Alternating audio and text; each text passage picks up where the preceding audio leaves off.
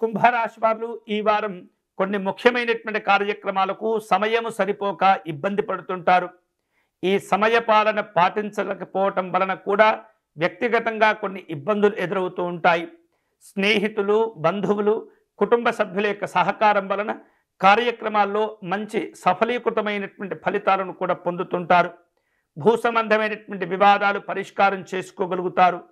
ప్రతి అంశంలో ఆత్మవిశ్వాసంతో ఉండగలుగుతారు. ఆత్మవిశ్వాసం చాలా దృఢంగా ఉంటుంది. వాటి వలన ఎన్నో రకాల సమస్యలను కూడా మీరు అధిగమించగలుగుతారు. మీకు కలిగేటటువంటి ఆలోచనలను కార్యరూపంలో పెట్టేటటువంటి ప్రయత్నం చేయండి. తీర్థయాత్రలు చేసేందుకు ప్రయత్నాలు చేస్తుంటారు.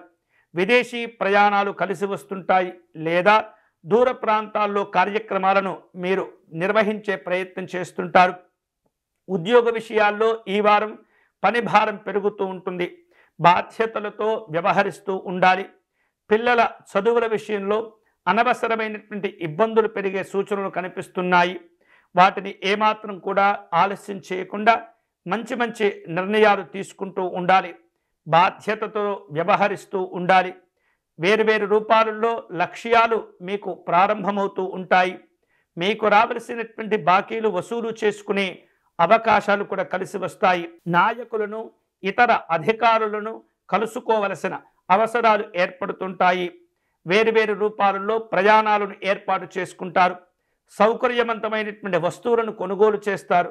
వాహనాల కొనుగోలు విషయంలో కొన్ని రకాల ఆలస్యాలు, బద్ధకాలు ఇబ్బంది పెడుతుంటాయి.